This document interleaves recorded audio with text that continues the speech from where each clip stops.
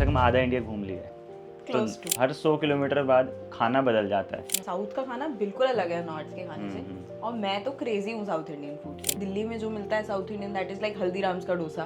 बचपन से तुमने बस वो खाया है, that is nothing compare to जो तुम्हें 40 रुपए का केरला में मिलेगा dosa. Initially I was also like यार रात को 2 बजे क्रेविंग हो रही है, क्या मतलब स्विगी वाले भैया नहीं आएंगे। इंट्रोवर्ट ना वो लोग नहीं होते जो बस बात करना ही नहीं चाहते किसी से भी। इंट्रोवर्ट वो लोग होते हैं जिनको उनके जैसी ही कंपनी लगती है। काफी लोग सोचते हैं कि यार कि मनी एक्चुअली मैटर करती है ट्रैवलिंग में। तो यही बोल रही हूँ, अगर मेरे पास 5,000 है, मैं बोलूँ मॉरिशस जाके रहूंगी, तो वो नहीं होने वाला है। गोवा में जाना हमारे लिए एक लड़कों के लिए फैसिनेशन है। ऐसा क्या है वहाँ पर? कौन से वाला बताऊं मैं आपको? क्योंकि Airbnb is not something like a low effort money minting machine that you think of it. कि कुछ लड़कियों ने एक्चुअली मुझे ये बोला कि लड़के एक्चुअली लड़कियां बनते जा रहे हैं। Let your alpha masculinity relax for a while यार।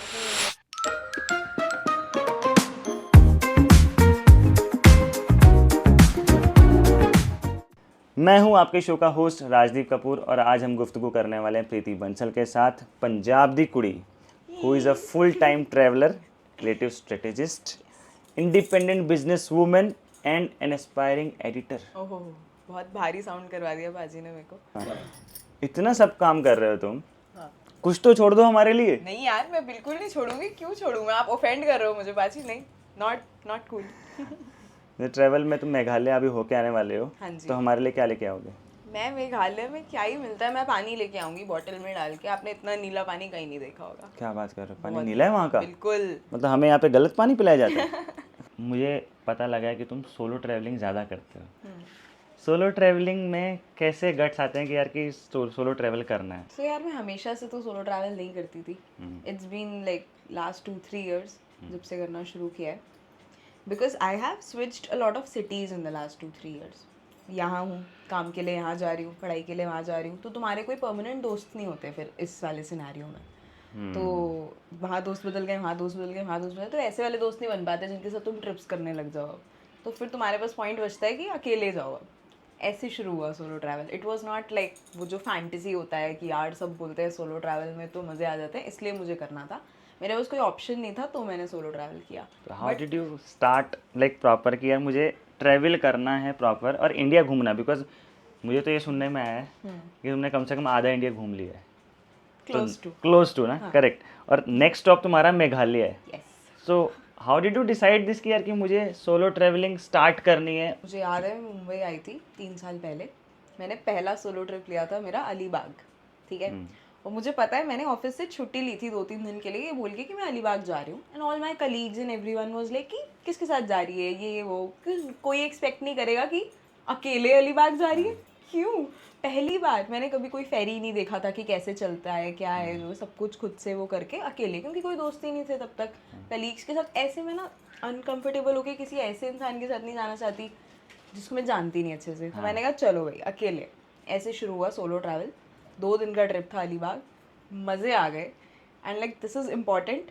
मेरे को उसके बाद ऐसा लगा कि यार ये तो मैं कर सकती हूँ। It was not a big thing. तो फुल कॉन्फिडेंस तो वहीं से मिला अलीबाग से? मिला, हाँ। मतलब मुझे ट्रिप्स लेने का शौक उससे पहले भी था, बिकॉज मेरे साथ ना बचपन से वैसा है कि गर्मी की छुट्टियाँ चलो जी वैष्णो देवी, मम्मी पापा मैं दीदी चलो जी वैष्णो देवी। सर्दी की छुट्टियाँ मासी मामू के साथ पटनी टॉप, ये वो जो भी हिमाचल का अपना आपको पता है पंजाब से पास रहता है। तो ट्रिप्स की आदत तो थी तब से ही। तो हमारी वो वाली फैमिली थी कि साल में 2-3 बार बढ़िया वाला ट्रिप तो होगा ही, तो फिर घूमना तो था ही। मुझे ये काफ़ी इंटरेस्ट लगता है कभी कभी, सुनने में अच्छा लगता है। मैंने कभी ट्रैवल एक्चुअली खुद से ज़्यादा किया नहीं एक्सेप्ट वर्क। तो जब नए नए लोग मिलते हैं, नई नई लैंग्वेज सुनने को मिलती हैं, नए नए कल्चर देखने को मिलता है, नेचर काफ़ी डिफरेंट है बिकॉज इंडिया काफ़ी डाइवर्सिफाई है। How do you find this कि यार कि डिफरेंट चीज़ें अच्छी लगती हैं? मेरे को तो मज़ा आ जाता है यार। मैं क्योंकि हमेशा से नॉर्थ में थी, दिल्ली पंजाब ये वो, तो आपने पंजाबी सुनी है और दिल्ली वाली जो अपनी एक हिंदी होती है वो सुनी। पहली बार जब साउथ एंड ऑल जाना शुरू किया मैंने, एकदम ऑपोजिट लैंग्वेज है। केरला वाले लोग कुछ तो बारे में बात कर रहे हैं, मुंबई के लोग किसी तो लैंग्वेज में बात कर रहे हैं जो मुझे समझ नहीं आ रही है, पर मज़े आ रहे हैं बिल्कुल।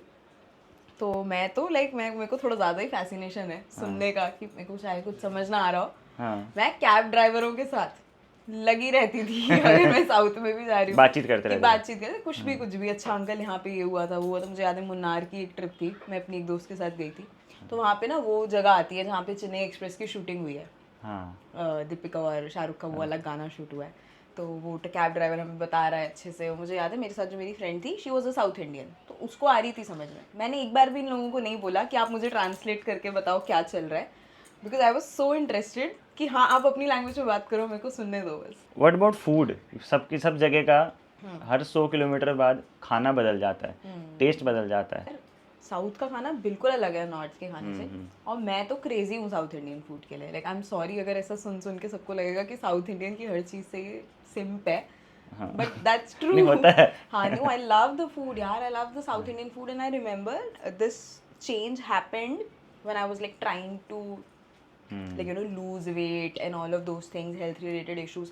तो तुम्हें लोग बताते हैं पराठे कम खाओ, चावल कम खाओ, और ये लाइक इडली डोसा अच्छा है, स्टीम्ड होता है, ये होता है। तो तब से मेरे अंदर हो गया कि अच्छा ये अच्छी चीज़ होती है खाने के लिए। तो तब से मुझे लगा अच्छा कहीं बाहर भी जाऊंगी इडली डोसा ले लूंगी क्योंकि हेल्दियर ऑप्शन है। तो वहाँ से वो शुरू हो गया। तो मुझे साउथ इंडियन फूड तो बहुत ही अच्छा लगता है, और ऑब्वियसली हमारे दिल्ली में जो मिलता है south Indian, that is like Haldiram's का डोसा। बचपन से तुमने बस वो खाया है, that is I'm sorry, this is not a diss to, but like that's nothing compared to जो तुम्हें 40 रुपए का केरला में मिलेगा डोसा। बैंगलोर का डोसा मैंने खाया है, मैं मर गई भाई बैंगलोर का डोसा खा के। मैं वापस जाने के लिए मर रही हूँ लिटरली लाइक। हाँ, जैसे तुमने ट्रैवलिंग काफ़ी कर ली है अभी फ़िलहाल, तो काफ़ी आधा इंडिया तुम घूम चुके हो, क्या बेनिफिट्स मिले तुम्हें 3 साल पहले के और अभी 3 साल बाद की प्रीति?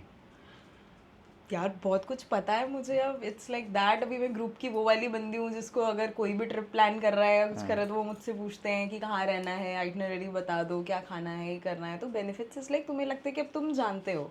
और दूसरी साइड इज आई लाइक मुझे एयरबीएनबीज़ का एक फैसिनेशन है थोड़ा। मैं न्यू प्रॉपर्टीज़ में रह के वहाँ पे उसको थोड़ा शूट वूट करके खुद ही करती रहती हूँ कुछ ना कुछ। मुझे एस्थेटिक्स वैसे वाले बहुत पसंद हैं, लोकल लोगों के घरों में जाके रहना बहुत पसंद है, जो होम स्टेज वगैरह होते हैं ना। लाइक लास्ट मेरा हिमाचल का ट्रिप था, पनिहार नाम का एक गाँव है, बिल्कुल लाइक किसी को नहीं पता होगा वैसी वाली जगह पे। वो जिबी विबी all have heard, but it's like even more on top of जिबी ऑन सम माउंटेन। टोटल बस 100 घर है पूरे गांव में। वहाँ पे किसी के तो खुद के घर में हम रहे थे होम स्टे में। तो ऐसी जगहों पे जाके यार तुम्हें पता चलता है कि लाइक यू नो लोग यू कैसे हैव कैसे इंटरेस्ट रहते फॉर, हैं। हाँ लोगों को कितना अलग लाइफ स्टाइल है। लाइक अगर मैं उसकी स्टोरी शुरू करूँगी अभी तो फिर तो ख़त्म ही नहीं हो पाएगी। इतना मैंने उसमें न्यू चीज़ें देख ली ना मेरे उस ट्रिप में, जो पनिहार वाला मैं बता रही हूँ। एक वो वैसे वाले लोग थे, सुबह सुबह उठ के 6 बजे अपना खेती बाड़ी करने जा रहे हैं, 7 बजे आ जाते हैं, पहाड़ चढ़ चढ़ के जाते हैं। There are no roads like that, you can't get to your house through a bike और समथिंग। नीचे खड़ी करनी पड़ेगी आपको बाइक, फिर ट्रैक करो 2 किलोमीटर का आप, और फिर चढ़ के अपने घर जाओ। जो भी उनकी बूढ़ी आंटियाँ, मम्मा, मॉम, सब वो वैसे ही रहते हैं। तो it's quite fascinating. How do you communicate with them? Because हम यहाँ पे हैं मुंबई में, ठीक है, हमने जिस लैंग्वेज में सीखा है, जिस तरीके से हमारी जर्नी चलती है फास्ट एंड फॉरवर्ड, वहाँ पे काफ़ी स्लो हो जाती है कुछ जगह पे जाके। डेफिनेटली। तो कैसे कम्युनिकेट करते हो, कैसे सीखते हो उन चीज़ों को? You have to adapt, yaar, if you want to live through that experience. I won't say it was the most flawless for me also to transition. It was difficult. Initially, I was also like, यार रात को 2 बजे craving हो रही है, क्या मतलब Swiggy वाले भैया नहीं आएंगे।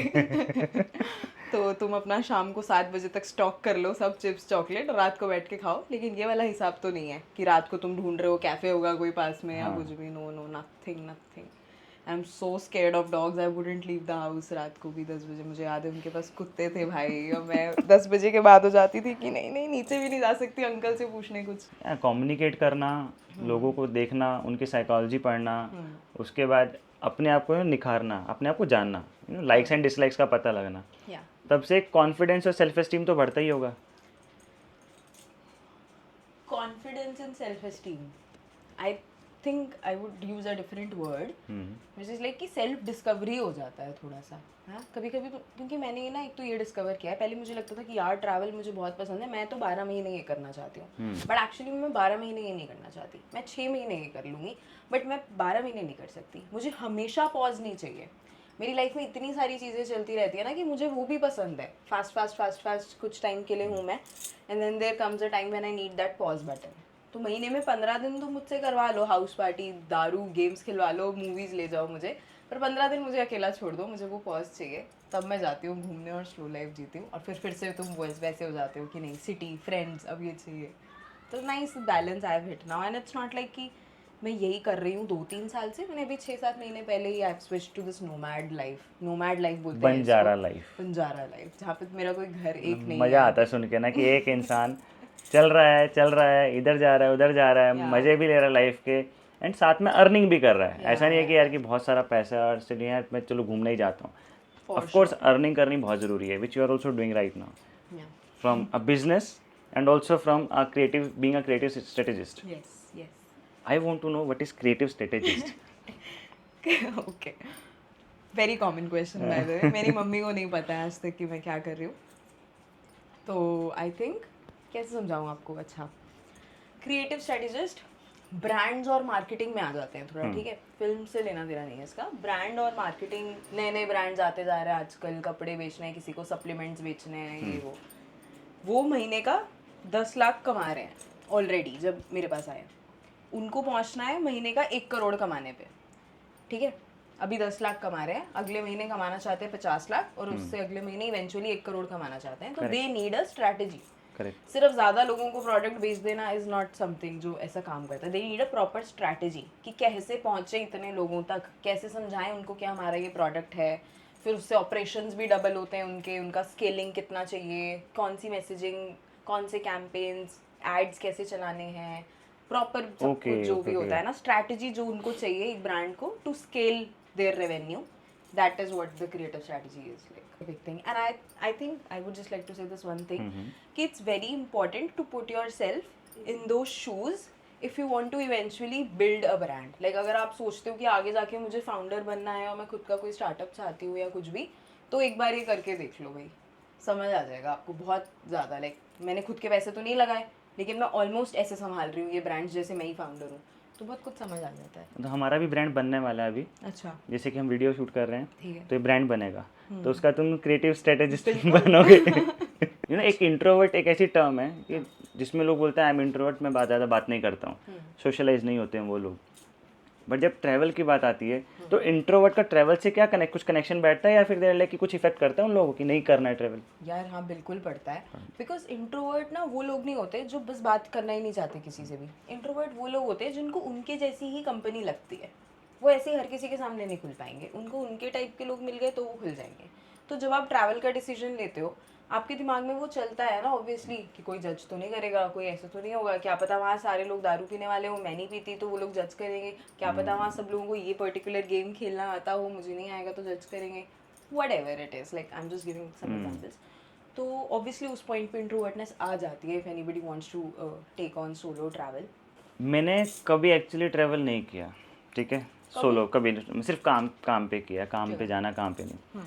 अगर किसी इंसान ने, मेरे जैसे इंसान ने कभी ट्रैवल नहीं किया, उसका मन करता है ट्रैवल करने का, तो सबसे पहले उसे कहाँ से स्टार्ट करना चाहिए और कितने अमाउंट में हो सकता है, ये चीज़ बता दो यार।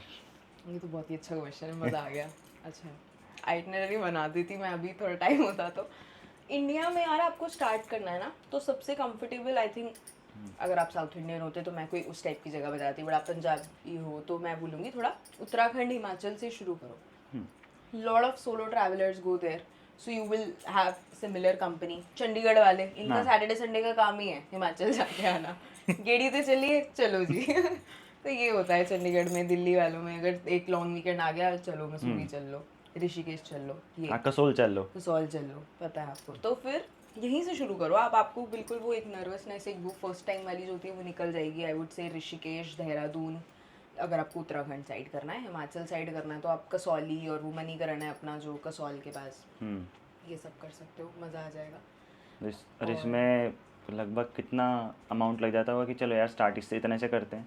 यार डिपेंड करता है आपका बजट कितना है, उस हिसाब से बन जाएगा। कम से कम में अगर आपका बजट 10,000 है ना 3 दिन के ट्रिप का, तो उसमें भी हो जाएगी ट्रिप। अगर आपका बजट 30,000 है तो उसमें भी हो जाएगी ट्रिप। तो अच्छा, डिपेंड्स। आप हॉस्टल्स में रह लो, आप 3 दिन 5 स्टार का खाना नहीं खा के आप ब्रेड्स लेके, एग्स लेके खुद बना लो हॉस्टल में, ऑमलेट, ऐसा होता है। अपने बजट के हिसाब से एडजस्ट कर सकते हैं। एंड आई वुड से 3 day trip 8 to 9,000, that's it for a single person, Himachal या फिर उत्तराखंड का।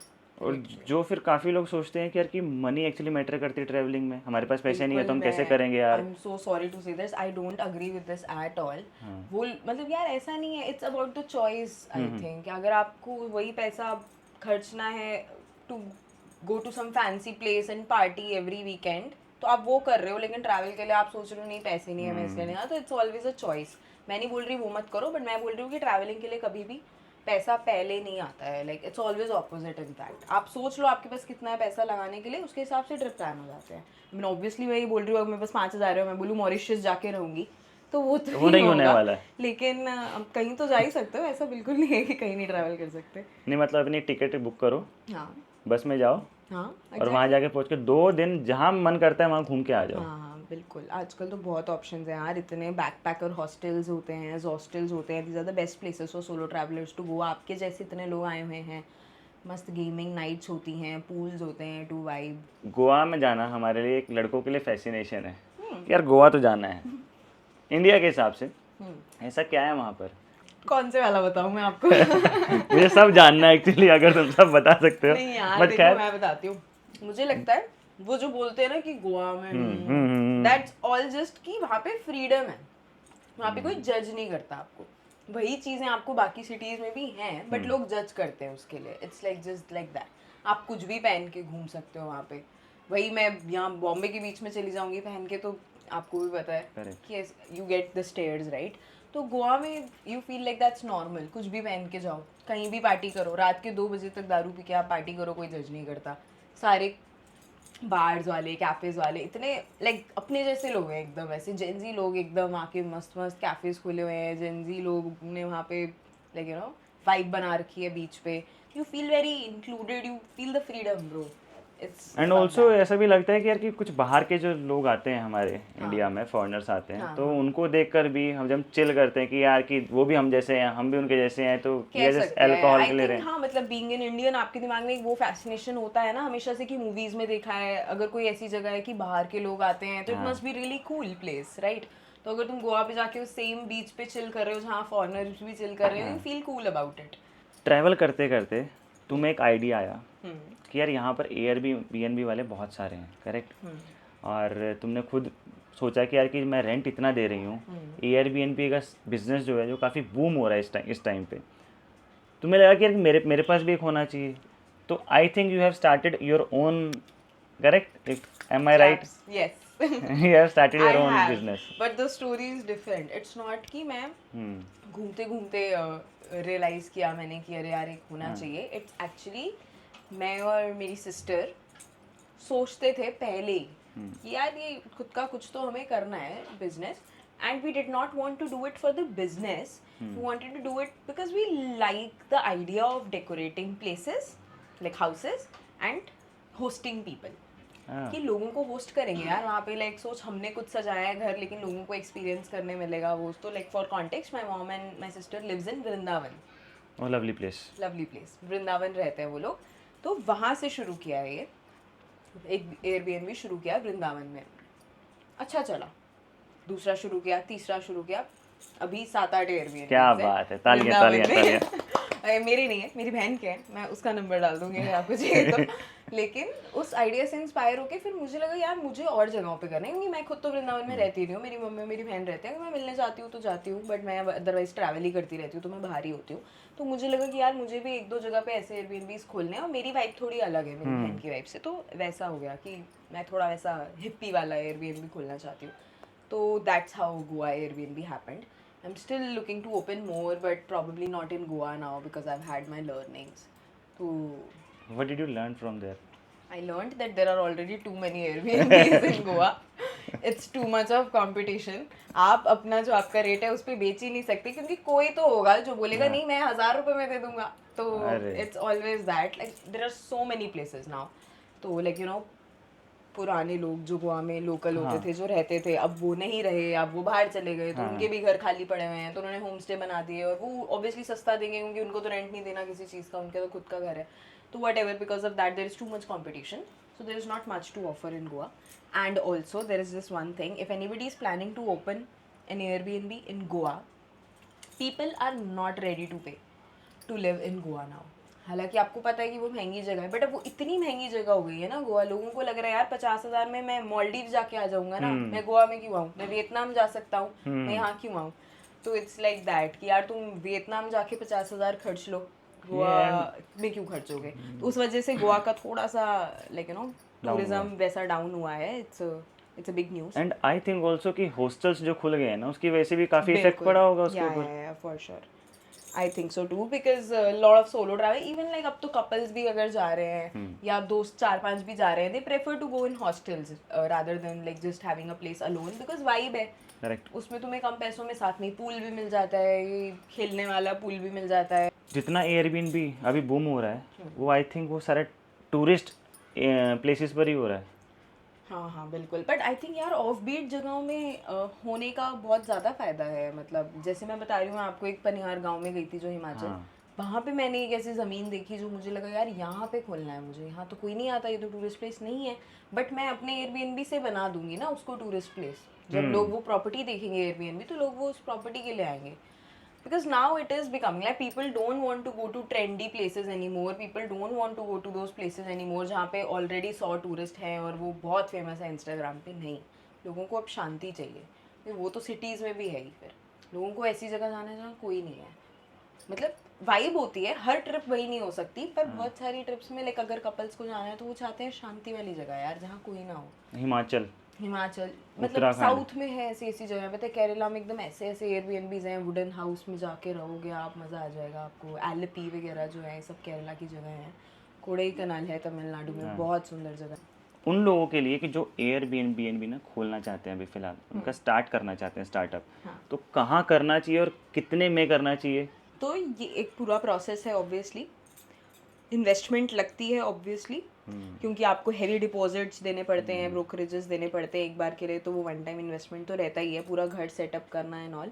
2 तरह की कॉस्ट्स होती है, जैसे मैं आपको बता रही हूँ वन टाइम कॉस्ट रहती है आपकी 2-3 लाख तो जाती ही है एक नॉर्मल उसके लिए, और एक आपकी रहती है मेंटेनेंस कॉस्ट जो आपको हर मंथ करनी है। आप अपने केयर टेकर को पे करोगे, आप अपने ओनर को रेंट पे करोगे, आप सारी घर में चीनी चाय पत्ती ला के रखोगे, सर्फ ला के रखोगे, सारा क्लीनिंग वाला रखोगे सामान, तो एक मेंटेनेंस कॉस्ट है।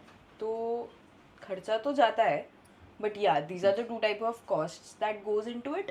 एंड देन अगर आप पूछ रहे हो कि कहाँ पे करना चाहिए, देन अगेन मैं वही बोलूँगी कि जहाँ पे ऑलरेडी बहुत बूम्ड है ना, वहाँ पे मत करो। फॉर एग्जाम्पल मैं जब रहने आती हूँ बॉम्बे में, मेरे दोस्त मोस्टली अभी यहाँ पे है क्योंकि मैं जॉब करती थी यहाँ पे, तो तब मैं यहाँ पे थी।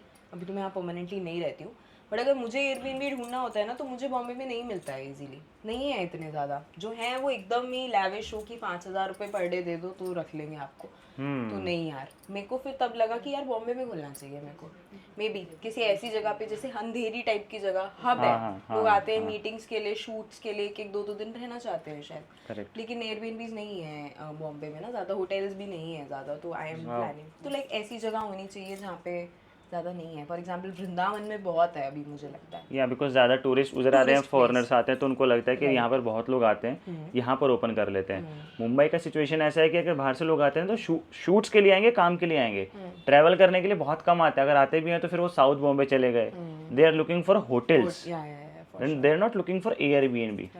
तो मेरा भी एक ख्याल आया था कि यार कि मुंबई में अगर एक एयरबीएनबी खोल भी लिया, दैट एक्चुअली गिव्स अस कि चलो हम बिजनेस भी कर रहे हैं अपना, कुछ अर्निंग भी हो रही है, side by side we can do something else also जो हमारा मन करता है। Yes for sure. और मतलब बट जो लोग खोलना भी चाहते हैं उनके लिए मैं बता दूं कि Airbnb is not something like a low effort money mending machine that you think of it. It's like so much management and all goes into it. You have to be your own manager, which is the toughest thing on the planet, I would say. Like being a creative strategist, I have a manager in my company, right? There are other people as well जो देख रहे हैं, सब कुछ साथ में कर रहे हैं. But if I have opened my own business, then I am accountable to myself. चीज़ें टाइम पर हो रही हैं, इसकी पेमेंट हो गई, उसकी पेमेंट हो गई, सब हो गया, मुझे ही देखना है, मुझे कोई बताने नहीं वाला कि ये नहीं हुआ. I'm just one woman army in that case. तो like it's also a lot of effort, but yeah, just do it if you want to. Like it's a great experience to have something started of your own. तो यार मैंने काफ़ी लोग देखे हैं जिन लोगों ने एयरबीएनबी स्टार्ट कर लिया है, बट उन्हें मेंटेन करने में काफ़ी प्रॉब्लम हो रही है। It's a big headache also कि अकेले कैसे करना है, लोगों के साथ मिलके कैसे करना है, या किसी को रखना है, कहाँ कहाँ से परचेज करके उसको मेंटेन करना है. इट्स मोर लाइक अपना घर, अपना ही घर है. लोगों को बुला रहे हैं, गेस्ट बुला रहे हैं, और गेस्ट को मेहमान की तरह रखना है कि कुछ प्रॉब्लम ना हो. It's a big communication skill. काफ़ी स्किल्स हैं जिसमें लगती हैं. दिमाग भी लगता है कि कहाँ पे नेगोशिएट करना है, किस तरीके से बात करनी है, लोगों को समझा के रखना है. तो दो थिंग्स. तो कैसे ये मेंटेन होता है एयरबीएनबी? वैसे एज अ स्टेप्स यार आपको फिगर आउट करना पड़ेगा as you go into it. मैं नहीं बोलूँगी कि एक चेकलिस्ट है जो आपने फॉलो कर ली तो कोई भी बैड होस्ट नहीं हो सकता. वो आपको थोड़ा सा जब आपने शुरू कर दिया तो फिगर आउट करना ही पड़ता है. आपको बहुत लोगों से बात करनी पड़ती है, पूछना पड़ता है ना, कि यहाँ पे किस पे ट्रस्ट कर सकते हैं डेली क्लीनिंग वगैरह कराने के लिए और ये वो. और मैं बोलूँगी कि एयरबीएनबी पर स्टार्ट करके ना आप गायब नहीं हो सकते कि किसी को संभाल दिया, रेंट मैं पे कर दूंगा और चलो जी गायब. ऐसे तो नहीं होगा काम. You have to be very responsible. आपको एकदम डेली, अभी तक मैं लाइक इतने महीने हो गए हैं, मैं अभी तक डेली अपना जो केयर टेकर वाली आंटी है उनको कॉल करके वही सेम सवाल डेली पूछती हूँ कि आंटी सोफ़ा का ये कवर चेंज कर दिया, आंटी टॉवल्स दे दिए वॉश करने के लिए. और ये डेली 6 महीने से सोचो मैं उनको रोज़ ये सेम सवाल पूछती हूँ कि सिंक क्लीन हो गया, स्टोव क्लीन हो गया, ये हो गया ना, वॉशरूम में रूम फ्रेशनर डाल दिया, ये डाल दिया. तो you have to make your list and you have to make sure कि आप पूछो ही पूछो, है ना. अगर आपने बोल दिया बस कि आंटी हो गया ना सफाई, हाँ हो गया, उन्होंने बोल दिया, तो इट्स लाइक कि पर्टिकुलर्स आपने पूछे ही नहीं. अब उसके बीच में तो ब्लर हो गई ना चीज़ें. आके गेस्ट मुझे बोल रहा है कि नहीं सोफे की शीट तो गंदी है, ये है वो है, तो वो नहीं करना मुझे. तो I have to be very systematic with it. एक तो ये है आपका, ठीक है ना, एक चेकलिस्ट बना लो कि ये सारी चीज़ें होनी चाहिए एक बार जब गेस्ट ने चेकआउट कर दिया. तो वो आप अपना केयर टेकर के साथ डेली मैनेज कर लो. बाकी ऑब्वियसली कम्युनिकेशन एक बहुत बड़ा पार्ट है. आपको बोल के रखना पड़ेगा कि कोई भी चीज़ ख़त्म हो रही है मुझे बता के रखो एडवांस में, मैं दूंगी. You have to be always available. Guests are checking in at 3 AM in the night. आपसे ही पूछेंगे कहाँ जाना है, बिल्डिंग का ये वो, मतलब आप सब कुछ भेज के रखते हो पहले, बट फिर भी असिस्टेंस के लिए you can't just go like MIA on them कि मैं मिस्ड हूँ, मैं नहीं हूँ, मैं तो सो रही हूँ या ये वो. जब भी चेक इन करेंगे क्या है, आपको अवेलेबल रहना पड़ेगा. That is one thing. Then you can't be not answering your calls और मैसेजेस. सब कुछ ऑनलाइन है तो फिर वैसे ही चल रहा है ना यार. You have to be very responsible. Communication is a big thing. मैंने देखा है लोगों के रिव्यूज़ वगैरह पढ़े हैं अगर और एयरबीएनबीज़ में, तो लोग ऐसे रिव्यूज़ देते हैं होस्ट्स के लिए कि गायब थे हम तो, कॉल करे जा रहे थे कोई आया ही नहीं, घर गंदा था, हमने बोला दोबारा करवाने को किसी ने सुना ही नहीं. अब ये सब नहीं कर सकते यार. आपको बहुत रिस्पॉन्सिव रहना पड़ेगा. आपको टाइम पे अपने जो भी है रेंट्स वगैरह पे करो, सबका केयर टेकर का फीस वीस पे करो, चल जाता है.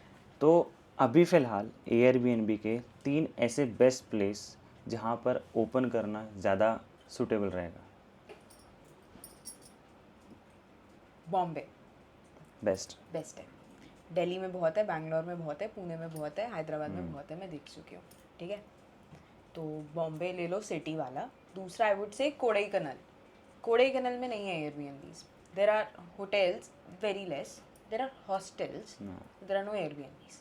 आई वॉज प्लानिंग फॉर कोडाईकनाल और एयरबीएनबी नहीं मिल रहा था मुझे, इसलिए मुझे पता है कि वहाँ कोडाईकनाल में नहीं है. Third would be Arunachal Pradesh. क्या बात कर रहे हो? अरुणाचल प्रदेश में फॉर सम रीज़न एयरबीएनबी का कल्चर नहीं है वैसा जैसा हमें चाहिए.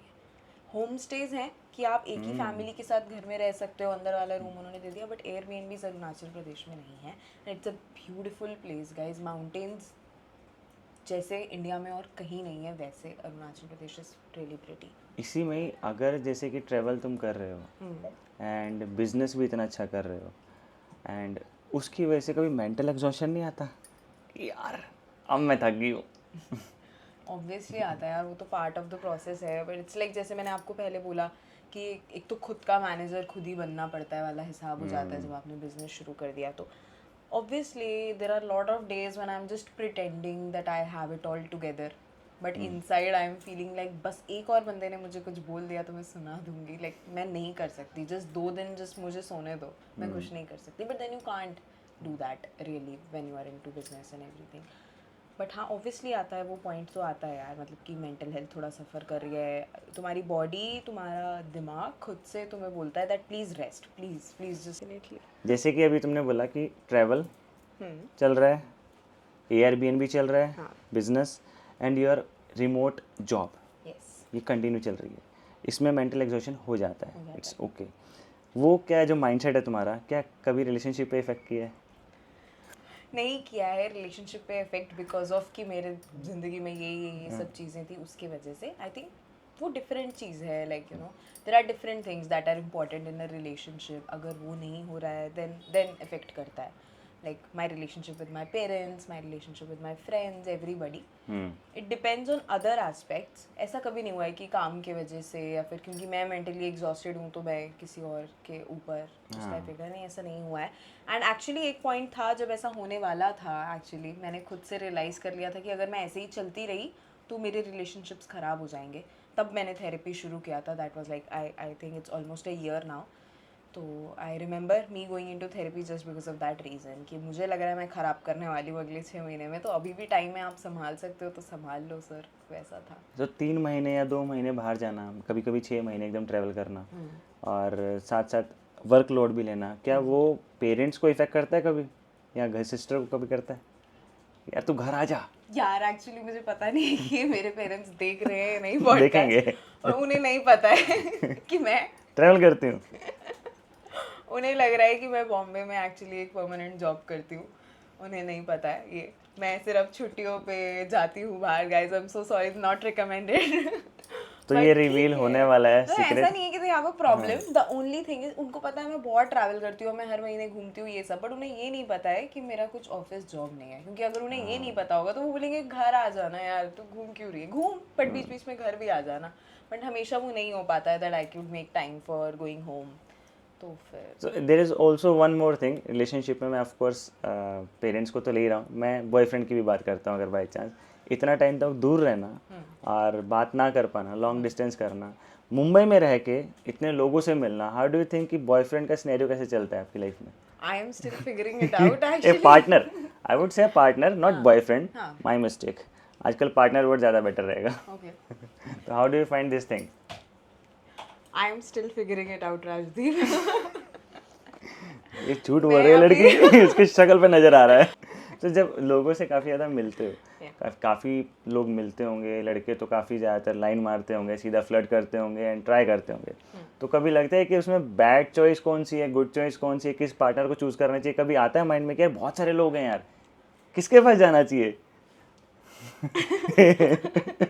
ये मसाले की तरफ कॉन्वर्सेशन जाते हुए, सो आई डोंट थिंक मैंने वैसे, मतलब हाँ यार ठीक है, होता तो है ही that people reach out to you, but it has never really clicked like that, like you know wow यार इस बंदे से तो मैं कनेक्शन बनाना चाहती हूँ। ऐसा कभी कोई मिला नहीं है मुझे। तो मैं वरना कॉन्वर्जेशन करके I would like to explore, it's fine if I am single, if I am not then तो फिर वो कॉन्वर्जेशन होता ही नहीं है। So right now I don't know you are single or not. I'm not gonna ask you. That's a different thing. Okay. But you are doing fabulously, doing everything alone, which is a good thing. Now the thing is कि you don't worry about money, freedom. जो हम पहले expect देखते थे लड़कियों के लिए कि यार उनको फ्रीडम चाहिए, सिक्योरिटी चाहिए, you have that right now. इसके अलावा तुम क्या पार्टनर में देखते हो कि एक लड़कियों को या फिर तुम्हें पार्टनर में देखना चाहिए? यार आई थिंक मैं थोड़ी हूँ वैसी वाली कि प्यार दोस्ती है तो फ्रेंडशिप तो होनी ही चाहिए। Like you should be able to chill. और अगर तुम फुल टाइम थोड़ा सा एक इमेज पुट अप कर रहे हो किसी भी इंसान के सामने that you have to be this way, then तो नहीं हो पाएगा प्यार। तो मुझसे तो नहीं हो पाता है, मैं फैलने वालों में से हूँ, मैं फैल जाती हूँ। तो वो बहुत ज़रूरी है। एक किडिश नेचर होना चाहिए so that I can connect with that person, that is important for me. Second thing would be emotional availability. I think मेरे लिए काफ़ी इंपॉर्टेंट है। लाइक हो सकता है कि मैं अपने पार्टनर के साथ 24 घंटे दिन के साथ में बिता रही हूँ, लेकिन वो अपना काम कर रहा है, मैं अपना काम कर रही हूँ, तो that doesn't count connection to me. Obviously वो होगा, पूरी लाइफ हम सब एक दूसरे को ही टाइम तो नहीं दे पाएंगे, आपका अपना काम मेरा अपना काम तो चलेगा ही, बट उस बीच में वो एक घंटा मेरे लिए ज़रूरी है जिसमें इमोशनली हम एक दूसरे के लिए अवेलेबल है। जहाँ मुझे कुछ बात करनी है तो he is open to listen, उसे कुछ बात करनी है तो I am open to listen. That is very important. That's a maturity. That's very rare. Most of the guys are like, you know, आपको पता है, it's a joke. वैसा वो बोलते हैं ना कि लड़कियां बात करती हैं तो लड़के सिर्फ हूँ हाँ करके सुनते रहते हैं because they feel it's boring. तो वो तो मुझे बिल्कुल नहीं चलेगा. Like I really scan that part that you have to be like आप चाहते हो सुनना मुझे तो सुनो, मैं कहीं और जाके भी निकाल सकती हूँ अपनी भड़ास, वरना कहीं और जाने का मतलब क्या है यहाँ पे कि मेरे पास ऑप्शंस है. नो आई मीन कि मेरी गर्ल फ्रेंड्स हैं, मैं लड़कियों के पास जाऊंगी, भाई बहनों के पास चली जाऊंगी, इसमें क्या है, बट मैं आपका टाइम नहीं खराब करूंगी. So you have to be willing to. नहीं, मैं खुद मानता हूँ इस बारे में कि अगर तुम्हें पार्टनर चूज करना है ना, तो उसको सामने एक दोस्ती में कन्वर्ट होना बहुत ज़रूरी है. और दोस्ती का मतलब ये नहीं है कि वो एक लड़की फ्रेंड है. मेरा कंसिडरेशन या मेरा ओपिनियन ऐसे रहता है कि अगर वो दोस्त है तुम्हारा, तो समझ लो कि उसका जेंडर भी हटा दो. वो लड़का है लड़की है ये भी मत सोचो तुम. And then you are comfortable with that person ना, that's like a partner. So you know आजकल मुझे सुनने में आ रहा है, काफ़ी कुछ लड़कियों से मैंने ऐसे ही सुना है बेसिकली बात करते हुए, कि boys are actually becoming a pookie thing. What is that means? I want to know. That's very cute. I also love Pookies. I'm all team Pookies. So Pookie is basically a guy who's like very cute, who's like, you know, जो girly pop बन जाता है ना. Girly pop is another word that you might wanna know. Like a guy who might not, like, who doesn't mind dressing up in pink, let's say, who doesn't mind going on nail paint appointments with you, like, you know, nail appointments with you, who doesn't mind going on shopping spree with you and not be like that guy. कुछ लड़के होते हैं ना कोने में खड़े हो गए, जाओ ले लो जो लेना है, वो नहीं बन के लाइक नहीं यार ये वाला नहीं, ये वाला ये भी पहन के वो भी पहन के वाला गाय अगर आप बन सकते हो, लाइक बिल्कुल वो जो होता है चिल आउट हो जाओ जैसे दोस्तों में हम करते हैं, वर्जिन हो जाओ and like let your alpha masculinity relax for a while यार, कि नहीं तुम लड़के हो पर तुम भी कर सकते हो, ऐसा नहीं लाइक यू नो कुकीज एकदम कि तू बैठ मैं बना के लाता हूँ किचन में ये, या फिर basically you get the gist of it, right? Yeah, I got it. But मेरा इस क्वेश्चन एक्चुअली इस वे में जा रहा था कि कुछ लड़कियों ने एक्चुअली मुझे ये बोला कि लड़के एक्चुअली लड़कियां बनते जा रहे हैं. यार वो तो अलग I am है. not understanding those things. तो that's not a pookie, that is also there. कुछ लड़के are like कि expecting a princess treatment जैसे बोलते हैं, वही मैं right? एक्चुअली पूछने वाला कि था. it's लड़कियों का thing to do नखराज and they love to do that, कि नहीं इसने ऐसा बोल दिया तो मैं तो नहीं बात करूंगी. But now guys are also becoming like that कि अच्छा इसने ऐसा बोल दिया मैं तो नहीं बात करूंगा. तो that is something कि यार तो Is it a bad thing or a good thing? It's not a good thing. I mean, please just spoil us. ऐसा होता है वो, मतलब obviously guys also deserve to get spoiled, guys. मैं अपने बंदे को देती हूँ flowers, I don't mind. But that's like कि आप थोड़ा सा like you know, थोड़ा सा समझो यार, अगर मैं थोड़ा सा ड्रामेटिक हो रही हूँ या मैं हाई ऑन इमोशंस हूँ तो आप वो ऐसे मत करो कि अच्छा ठीक है मैं भी नहीं, मना लो यार, तुम थोड़ा हाथ से खाना खिला दो मैं मान जाऊँ. सो आई हैव दिस थ्योरी जो कहीं से मेरे को अंडरस्टैंडिंग मिली थी कहीं से, कि why boys actually want a princess treatment. So कहीं ना कहीं मेरे को ये लगता है कि फ्रीडम मिली है तो दोनों को मिली है. मतलब जैसे girls are independent these days और उन्हें फ्रीडम मिल रही है, they are doing everything alone. So somewhere मेरे को लगता है कि बॉयज़ भी कहीं ना कहीं फ्रीडम नहीं था उन्हें, अब जब मिला तो they are exploring also themselves. तो कहीं ना कहीं मेरे को लगता है कि फ्रीडम है, that's why girls are also going for next step, understand themselves. And also जो बॉयज़ जा रहे हैं ना वो भी कहीं ना कहीं अलग वे में जा रहे हैं. तो अब मुझे ये नहीं पता कि इस बारे में कि गलत क्या है सही क्या है, बट समवेयर फ्रीडम दोनों को मिली है, एक को नहीं मिली है. That is a very interesting take on that, I would say. मतलब मैं बस कि पहले ज़माने में जब बोला जाता था कि लड़कियों को दबा दिया जाए या फिर थोड़ा अंदर रखा जाए घर में, फ्रीडम ना दी जाए, एंड बॉयज़ एंड जो मेन मैस्कुलिन अल्फ़ा मेल की तरह बोलते थे कि नहीं तुम्हें शर्माना नहीं है, तुम्हें ये सब लड़कों वाली हरकतें करनी है, ये सब लड़कों को भी दबाया जाता था, सिखाया जाता था कि तुम्हें इस तरीके से बिहेव करना है लड़कियों के साथ, अच्छा बिहेव भी करना है, but somewhere you are alpha male, तुम क्यों ऐसा तुम रोना नहीं चाहिए तुम्हें. These things it used to happen. So मुझे कहीं ना कहीं लगता है कि अभी फ्रीडम दोनों को मिली है, इसलिए दोनों ओपन हो रहे हैं. For sure I think like वो कंडीशनिंग से आया है यार, obviously everyone has been taught that way, condition होती है जो भी, but right now people are much more acceptable. एक तो मुझे लग रहा है like even if guys are doing that, girls are acceptable of that behavior, right? कि yes please cry, yes please be vulnerable, and girls are not judging on that. So that's nice. It's a good thing. Yeah, I think like लोग बहुत troll करते हैं Gen Z को, but Gen Z is like, I would like, if anybody has seen that interview of Ananya Pandey where she was saying like Gen Z is actually very well aware of their emotions. I would agree with that. Like they are doing a lot of things to change how they feel. They are not ashamed of going to therapy. They are not ashamed of being vulnerable with their friends. So that's nice. Like अगर लड़के जो आप बोल रहे हो कि थोड़ा सा उस जोन से बाहर आ रहे हैं, वो भी आ रहे हैं, that's nice. That's because they feel acceptable, right? And they feel that they can do it. तो मुझे भी ये लगता है कि कहीं ना कहीं अगर एक्सेप्टेंस एक जेंडर की तरफ आ रही है, दूसरे जेंडर की तरफ भी आनी चाहिए। कहीं ऐसा ना हो कि अरे आप ऐसा क्यों बिहेव कर रहे हैं, सिर्फ इन्हीं को ही अलाउ किया जाता है, जो कि पहले होता था। तो आई ऑल्सो थिंक कि अभी दोनों को ओपन होना चाहिए, दोनों को एक्सप्लोर करना चाहिए एंड लेट इट बी। जो चल रहा है इसको इस तरीके से नहीं दबाते हैं कि नहीं यार कि अब ऐसे क्यों बिहेव कर रहे हैं, why girls are saying these days कि यार कि वो तो प्रिंसेस ट्रीटमेंट चाहता है, वो तो मेरे को नहीं देखना चाहता है। अरे दोनों को इक्वलिटी रखते हैं ना, इक्वल रखते हैं, इक्वल रखते हैं। एग्जैक्टली। लड़कियां बोल रही है कि लड़कों को कि आप प्रिंसेस ट्रीटमेंट क्यों देते हैं, ये सब रील्स से आया। आई एम श्योर आपने कोई तो रील देखी है, मैंने भी वो रील्स देखी है। But then people are trolling on anything and everything, हर चीज पे रील मिल जाएगा आपको, ऑपोजिट ओपिनियन पे भी मिल जाएगा। तो आई तो would like restrict making any opinions based on reels यार। Let's not watch reels, Yes. let's watch good content, good movies guys, good movies। And movies के बारे में तुमने बात करी है तो मैं पूछना चाहूँगा कि you are an aspiring editor, so you want to go in editing, film editing, how come you got this idea? So I'll tell you, I'm still exploring my taste in editing. Like it's not, I have not imagined myself doing a full feature film edit yet. But मेरा interest ना बहुत ज़्यादा उसमें है कि like you no मैं कुछ तो म्यूज़िक वीडियो बनाना चाहती हूँ, लाइक अपना नहीं, किसी का कुछ तो शॉर्ट करके एडिट करके म्यूज़िक वीडियो बना दिया। Like I am more about giving things breathing space and like you no वो जो एक फील्स होती है ना, मेरा एडिट स्टाइल वो है, रादर देन लाइक कि मैं बहुत ही क्रेजी ऐसे ट्रांजिशंस लगा दूंगी कि तुम देख के बोलोगे ओ हार्ड कुछ तो कर दिया यार इसने। Damn. Damn, that's not my edit style. My like any of my footage that I have edited will not make you go like that.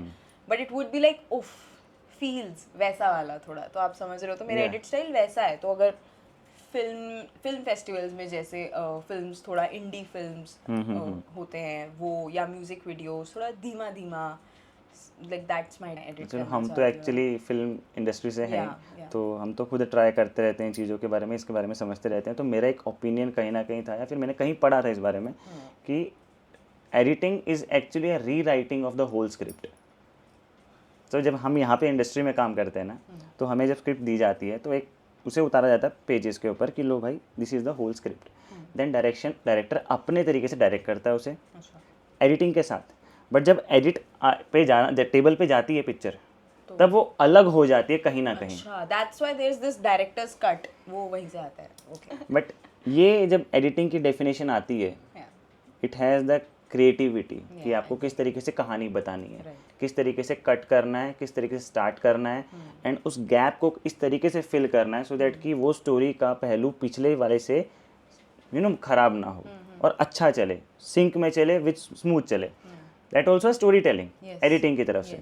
But हमारी फिल्म इंडस्ट्री में काफ़ी लोग, जितना मैंने देखा है, वो एडिटर को एक टेक्नीशियन समझते हैं, क्रिएटिव पर्सन नहीं समझते हैं। बहुत से कम लोग हैं जो एडिटर को बोलते हैं हाँ he is the creative person या he is a director, that's why थोड़ा समझते हैं। अदरवाइज जस्ट बोलते हैं हाँ एडिटर को बुला लो, एडिटर कट करके हमें दे देगा and I know the shots कहाँ कहाँ लगेगा, क्लोज लगेगा, वाइड लगेगा, ऐसे लगेगा वैसे लगेगा, और कट करके ना दे देंगे, डिजोल्व मार दो, ये मार दो। तो आई फील दैट कि ये कहाँ से आ रहा है, किस तरीके से आ रहा है, अच्छा नहीं लगता है। But what do you think कि इसमें क्या प्रॉब्लम है? Interesting that you said that. I would want to ask you कि मुझे ऐसा लगता है कि दोनों की अपनी अपनी जगह है, दे कैन को exist is what I feel. बहुत सारे लोग हैं जो उसमें ही एक्सपर्ट हैं और वो वही करना चाहते हैं कि भाई हम टेक्निकल एस्पेक्ट फुलफिल करना चाहते हैं, we want to do the cuts and all, तो उसकी भी ज़रूरत है। और फिर एक क्रिएटिव फर्स्ट पर्सन भी होना चाहिए who is able to tell, like मैंने स्टोरी सुन ली तुम्हारी, मैं अपने दिमाग में इमेजिन कर रही हूँ कि अच्छा तुम्हारे पास इस टाइप के शॉट्स हैं, मैं इस शॉट को पहले लगाना चाहती हूँ, इसको बाद में लगाना चाहती हूँ, उसके बीच में मैं ब्रिजिंग द गैप ऐसे करना चाहती हूँ। ये क्रिएटिव फर्स्ट थिंकिंग हो गई। तो do you think both people can coexist in the industry? Like एक फिल्म को बनाने के लिए मुझे एक टेक्नीशियन भी चाहिए जो सिर्फ कट कर दे और उसके बाद वो एडिटर क्रिएटिव फर्स्ट वाले पे जाए। That's why assistant comes some there ना। असिस्टेंट ट्राई करता है कि लाइनअप ट्राई कर देगा, लाइनअप दे देगा, उसके बाद जो क्रिएटिव पार्ट होता है वो एडिटिंग का होता है। तो मेरा वही था कि हमारे पास दोनों को एग्जिस्ट कर सकते हैं इन टेक्निकल एस्पेक्ट में भी, बट समवेयर जो क्रिएटिविटी होती है वो एडिटिंग की वो प्रॉपर हो नहीं पाती है जो फिल्म इंडस्ट्री में हम ढूंढते हैं। I think that is a missing league then. Missing lead है। हाँ यार, एक एडिटर को ऑब्वियसली एक क्रिएटिव फर्स्ट वे में सोचना आना चाहिए, because like I am exactly that. मतलब अगर मुझे कोई बोल देगा कि आप बस ये कट करके मुझे करके दे दो, तो I wouldn't be able to do that because I am that कि आपने मुझे सुनाया, शॉर्ट्स मिल गए मुझे, अब मैं बैठूंगी उसके साथ। चलो फिर हम पंजाबी च गल करते हैं। हाँ काफ़ी टाइम हो गया मैं हिंदी में बात कर रहा था। हाँ मुझे लग रहा था कि यार पंजाब से लड़की और मैं पंजाबी में बात ना करूं हाँ तो इदां नहीं हो सकता। नहीं नहीं ਆਪਾਂ ਨੂੰ ਕਰਨੀ ਚਾਹੀਦੀ ਹੈ, ਕਰਨੀ ਇਹਨਾਂ ਨੂੰ ਚਾਹੀਦੀ। ਸਮਝ ਆਵੇ ਨਾ ਆਵੇ। मैं आ कह रहा हूँ ਤੁਹਾਨੂੰ ਪੋਡਕਾਸਟ ਕਿੱਦਾਂ ਲੱਗੇ ਯਾਰ? ਯਾਰ ਮੈਨੂੰ ਬਹੁਤ ਵਧੀਆ ਲੱਗਿਆ ਗੱਲ ਕਰਨਾ। ਮੈਂ ਥੋੜੀ ਨਰਵਸ ਸੀ ਆਉਣ ਤੋਂ ਪਹਿਲਾਂ, ਮੈਨੂੰ ਲੱਗਿਆ ਮੈंने नहीं ਕੀਤਾ ਕੋਈ ਵੀ ਪੋਡਕਾਸਟ ਤੋਂ ਪਹਿਲਾਂ, ਤਾਂ ਮੈਨੂੰ ਲੱਗਿਆ ਵੀ ਮੈਂ ਲਾਈਕ ਯੂ نو ਚਿੱਲ ਹੋ ਕੰਫਰਟੇਬਲ ਹੋ ਗਈ ਨਾ। ਹੁਣ ਮੈਂ ਕੰਫਰਟੇਬਲ ਹੋ ਗਈ, ਮੈਂ ਖੁੱਲ ਗਈ। ਤੁਸੀਂ ਮੈਨੂੰ ਉਹ ਗੱਲਾਂ ਬਾਰੇ ਪੁੱਛਿਆ ਜਿਹੜੀ ਮੈਨੂੰ ਬਹੁਤ ਇੰਟਰਸਟਿੰਗ ਲੱਗਦੀਆਂ ਨੇ, Airbnb ਟਰੈਵਲ ਇਹ ਸਾਰੇ ਤਾਂ ਮੇਰੇ they are like part of my life. तो मेरी एक गल उदा ही रह गई है एज अ पंजाबी, मैं फूड की गल नहीं की। यहाँ पे रह के मैं मुंबई में कोई ऐसी फूड की प्लेस जगह पता लगी जो पंजाबी प्लेस हो? यार एक्चुअली ना है 2-3 जगह, वो सब सेम ही चीज़ सर्व करती हैं, विच इज़ अपने अमृतसर वाले छोले कुलचे। ठीक है, मैंने सब ट्राई कर लिए हैं। मैं भाई मेरे को बहुत क्रेविंग्स होती है कि छोले कुलचे खाने, कभी कभी रैंडमली क्रेविंग्स होती है। There is this place in Juhu, it's called Punjab Da Chulha. Punjab the Chula. I know that place. ਯਾਰ ਬਹੁਤ ਵਧੀਆ, ਬਹੁਤ ਹੀ ਵਧੀਆ। ਮੈਂ ਕਿਹਾ ਉਹਨਾਂ ਦੇ ਛੋਲੇ ਖਾਓ ਤੁਸੀਂ, ਇੱਕਦਮ ਲਾਈਕ ਅਨਲਿਮਿਟਿਡ ਹੈ, ਔਨ दो बहुत बढ़िया। ठीक है, दूसरी जगह है अंधेरी ईस्ट में है एक, पिन कोड दिल्ली। सबको पता है यार, इंस्टाग्राम वाले बोल रहे हैं गाइस, ये अच्छे हैं। पिन कोड दिल्ली सेकंड बहुत अच्छा है। देन थर्ड इज, भूल रही हूँ, याद कराओ, बैंड्रा वाला अमृतसरी दे छोले कुलचे। अमृतसर दे छोले, उसका नाम ही है अमृतसर दे chole kulche actually. And it is very nice guys because ना ढाबे टाइप्स बना हुआ है वो। उन्होंने कुछ तो तरपाल हुंदी है अपनी ना, जिमी ब्लू जी वैसे वो डाल के बनाया हुआ है, और it's not a proper like restaurant. बहुत अच्छी वाइब है वहाँ पे, बैठो बस खाओ, एक सरदार बंदा चलाਉਂਦਾ है। मैं सारी था गया ता करके मैंने पता। अंडररेटेड सा मैं बताती हूँ आपको, वर्सोवा वाली रोड पे ही ना एक ढाबा है छोटा सा, गुरुद्वारे के वहीं पे 7 बंगलोज के आगे। हाँ, मेरे को वो ढाबे पंजाबी का नाम स्वाद। नहीं पता। पंजाबी स्वाद। अच्छा यार, अंकल जी, दाल और हाँ अंकल जी, और रोटी अंकल जी नॉर्मल और दाल बहुत बढ़िया पंजाबी वाला। ਤੁਸੀਂ ਜਾਓ ਮੁੰਬਈ, ਤੁਹਾਨੂੰ ਜਗ੍ਹਾ ਮਿਲ ਜਾਏਗੀ, ਛੋਲੇ ਕੁਲਚੇ ਮਿਲ ਜਾਣਗੇ। ਪੰਜਾਬ ਵਾਲੇ ਤਾਂ ਪ੍ਰੋਪਰ ਨਹੀਂ ਮਿਲਣਗੇ, ਬਟ ਫਿਰ ਵੀ ਕਿਸੇ ਜਗ੍ਹਾ ਹੈ ਜਿਹੜੀ ਆਪਾਂ ਡਿਸਕਸ ਕੀਤੀ ਹੈ, ਤੁਸੀਂ ਜਾ ਕੇ ਖਾਓ। ਐਂਡ ਨਾਲੇ ਬਸ ਆ ਮੈਨੂੰ ਪ੍ਰੋਬਲਮ ਲੱਗਦੀ ਹੈ ਇੱਧਰ, ਪਰੌਂਠੇ ਨਹੀਂ ਮਿਲਦੇ। ਪਰੌਂਠੇ ਨਹੀਂ ਮਿਲਦੇ यार, पराठे खाने वास्ते सोनू आना पड़ेगा करे करे मैं आना पड़ेगा। बनाऊंगी सोनू पराठे। एक रैपिड फायर खेलते हैं। अच्छा ठीक है, 1 मिनट के अंदर मैं जो पूछूंगा तुम्हें एक बताना है। ठीक है, स्टार्ट करें। हाँ, डॉग्स या कैट्स? कैट्स। कॉफ़ी या चाय? कॉफी। माउंटेन या बीचेस? माउंटेन्स। रेड फ्लैग या ग्रीन फ्लैग? Green flags. झूठ बोल रही है पर कोई बात नहीं। अनूप जैन या प्रतीक? अनूप जैन। प्रतीक को बहुत बुरा लगा। बॉलीवुड या बॉलीवुड? बॉलीवुड। बॉलीवुड। बॉलीवुड। छोले भटूरे या डोसा? डोसा। तो पंजाब तो नहीं है गे। हिंज या बम्बल? हिंज। ओहो।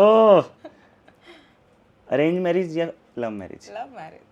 No marriage actually. मेल या female? Both. You can have both. मैं आपसे पूछती हूँ, ठीक है, 2-3 ठीक मेरे दिमाग में आ रहे हैं। सतिंदर सरताज या दिलजीत दोसांझ? सतिंदर सरताज। ओहो हो, दिलजीत बाजी की सती कैसे कर सकते हो आप? ठीक है, लुधियाना या पटियाला? अमृतसर। नहीं, चंडीगढ़ नहीं। चंडीगढ़ भी, हाँ चंडीगढ़ ज़्यादा, बट कुछ है नहीं ना, अमृतसर पहला आ गया। चल ठीक है, अमृतसर। आलू दे परांठे या गोभी दे परांठे? आलू दे पराठे। आलू दे। संडे। इतनी सारी बातें करके, इतना कुछ ट्रैवल का ज्ञान लेके, इतना कुछ एडिटिंग का बात करके, इतना हेल्थ रिलेशनशिप्स के बारे में बात करके, मुझे एक गाना याद आ रहा है तुम्हारे ऊपर। अच्छा। मैं वो 2 लाइनें बोलना चाहूँगा, एंड दैट लाइन इज, लेकर हम दीवाना दिल फिरते हैं मंजिल मंजिल,